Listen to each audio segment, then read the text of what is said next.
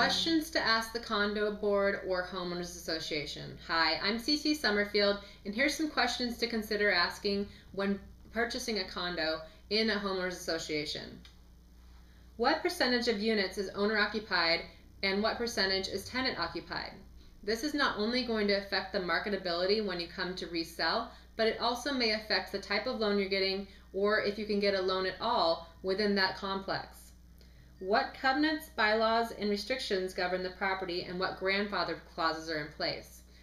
The one big one is, for example, if you bought your home at a certain point or up to a certain date, you could rent it out eventually. You didn't have to have it owner occupied. And now maybe they've changed that rule to where it's owner occupied only.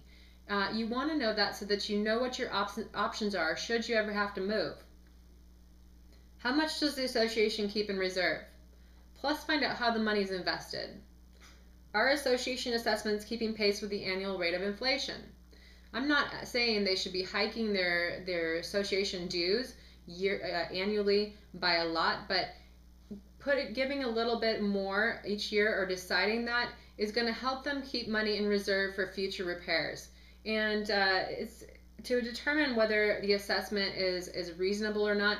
Take a look around at the other local associations and see what they're doing. What does and doesn't the assessment cover?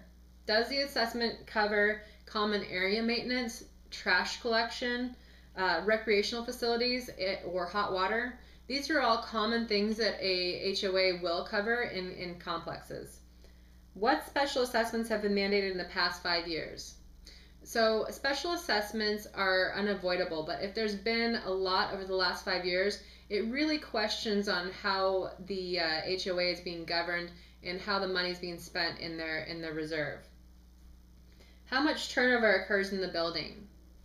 This will tell you if the residents are happy with where they're living and they're happy with their homeowners association and what they're doing within the complex.